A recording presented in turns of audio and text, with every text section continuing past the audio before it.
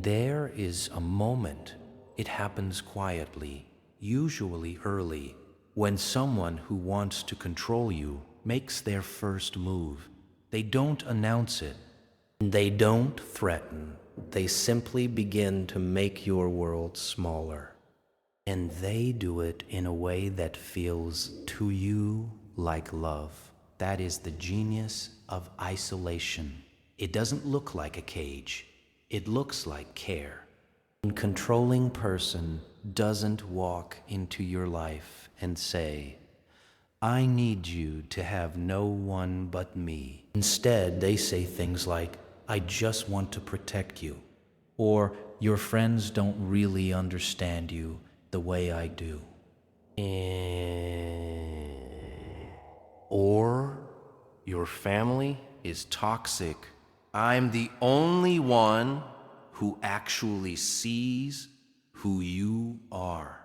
And by the time you realize what has happened, the people who used to fill your life have faded. The calls have stopped. And the friendships have gone quiet. You are alone, and the person who made you alone is standing right next to you, telling you they are all you need. And this is called isolation engineering. It is the first move every controlling person makes, and understanding it, really understanding it.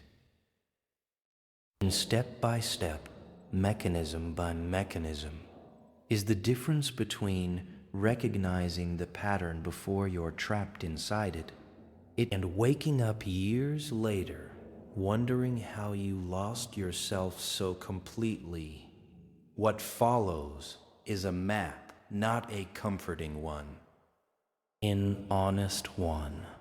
The first mechanism is the slow discrediting of your existing relationships. A controlling person doesn't attack your friendships outright. That would be too obvious. Instead, they plant seeds of doubt. They mention casually that your best friend seemed off the other night. Or that your sister's advice about them felt a bit strange, maybe motivated by jealousy. A colleague who always checks in on you seems a little too interested. None of these observations are dramatic. And they are small. And that's the point. Over weeks, months, they repeat these observations, never with force, always with apparent concern. Not saying anything bad about her. I just wonder, sometimes, if she has your best interests at heart. What they are doing is building a new frame around the people you trust. They are slowly repositioning your relationships as threats. And because this happens gradually, your own mind begins to do the work for them. You start to wonder. You start to pull back. You tell yourself it was your choice. There is a term in psychology for this: systematic delegitimization. It's the process of making a person doubt the reliability, motive, and character of the people who support them, until the support network collapses from within, without the controlling person ever having to push directly. And the second mechanism is manufactured dependency. Here is where many people get confused, because this stage doesn't feel like control. It feels like intimacy. A controlling person creates a sense of being uniquely understood. And become the person you debrief your day to. The only one who knows your fears, your ambitions, your private shame. And they cultivate a kind of emotional exclusivity, an unspoken agreement that what passes between the two of you is more real, more meaningful than anything you could have with anyone else. And there is a seductive quality to this, being truly seen is one of the deepest human needs. When someone appears to offer that, you move toward them. And what you don't notice is that while you are moving toward them, the space for everyone else is quietly closing. And consider a man, call him Daniel, who entered a relationship at 32 after a long stretch of loneliness. His partner was attentive in a way no one had ever been. She remembered everything he told her. And she seemed to understand the parts of him he'd never quite been able to explain to anyone else. But she also needed to know where he was. She also grew quiet and hurt when he spent time with his friends without telling her first. And two, she also had a way of making his time with his brother feel like a small betrayal, not by saying so, but by being visibly withdrawn when he came home afterward. In 18 months, Daniel had stopped calling his brother. He told himself it was because they'd grown apart. He told himself he was busy. He never once thought to ask whether the distance had been constructed for him. And manufactured dependency works. It creates a gravitational pull so strong that every other relationship weakens by comparison. And the person inside it rarely understands what is happening until they are already alone.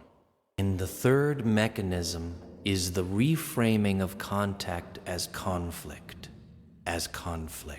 And once a controlling person has loosened your ties to others, they need a reason for those ties to stay loosened.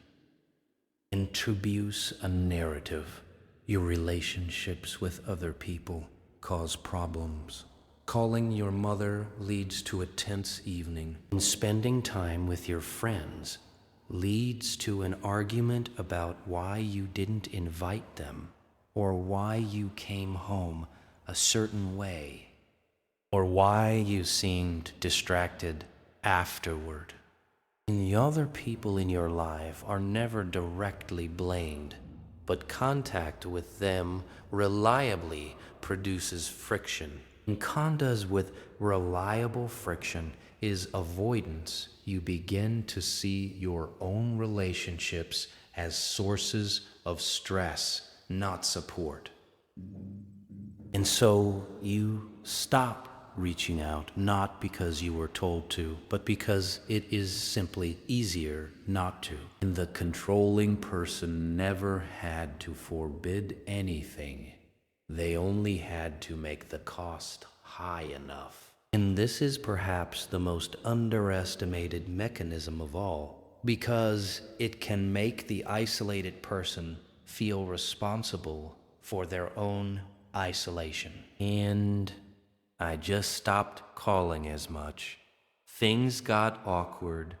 We drifted, none of which is a lie. All of, and which was engineered.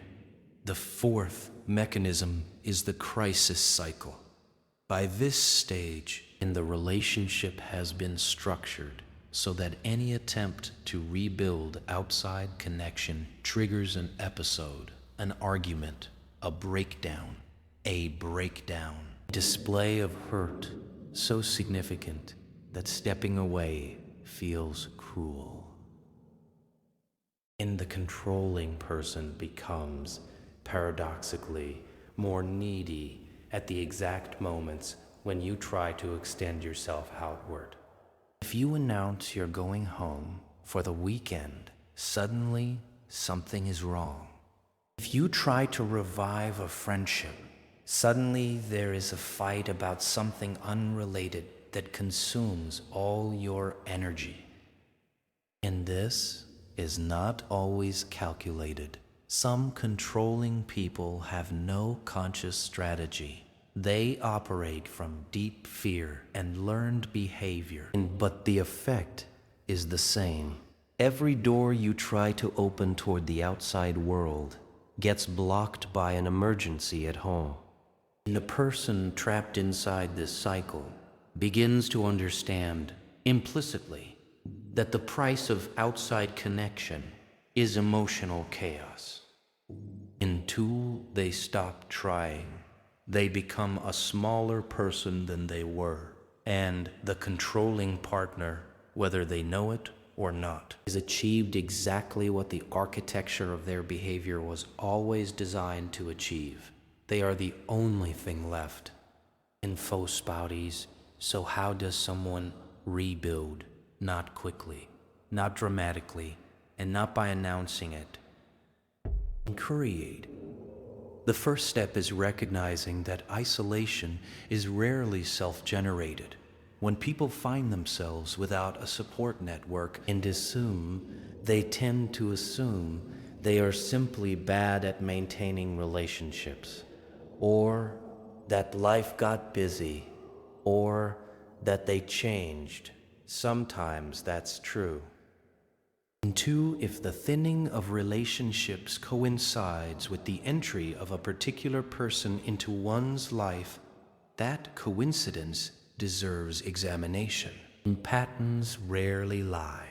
The second step is what might be called low-friction re-entry. A person coming out of isolation or trying to prevent it doesn't need to announce a transformation. Indeed, to make one small contact, a text to an old friend, a phone call to a sibling, nothing that requires explanation, nothing that demands the relationship pick up where it left off. Just a point of contact. And the thread of connection, however thin, is still a thread. The third step is refusing to let friction be the final word. And controlling person's greatest tool is making outside contact feel like more trouble than it's worth. Antidote is deciding deliberately that the discomfort of reconnection is worth tolerating. This is not comfortable. It may produce conflict, but the alternative, allowing the world to narrow indefinitely, is a kind of slow disappearance. And there is something worth sitting with at the end of all of this. Who employ isolation as a tool of control are not, in most cases, monsters. They are frightened. They are insecure. And they have learned somewhere along the way that attachment is fragile and that the only way to protect it is to eliminate competition. And that understanding doesn't excuse the behavior, but it changes the way a person can hold it, not as evidence of their own unworthiness, not as evidence of their own unworthiness, and not as proof that they deserve to be made small, but as a window into someone else's damage. And damage, unlike love, should not be repaid with your entire life. And the people who reduced your world did not do so because you were too much to handle. They did it because they could not handle themselves. And that is their story to resolve.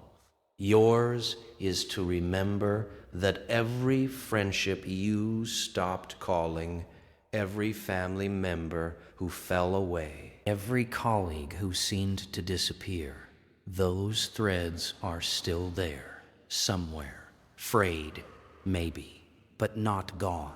You were not always alone. That means you do not have to stay that way. If this video gave you something useful, a way of naming something you'd felt but couldn't articulate, share it with one person. Know who might need it. And leave a comment below. What was the first sign you noticed looking back that someone was trying to make your world smaller? Answers might help someone else recognize the pattern before it's complete.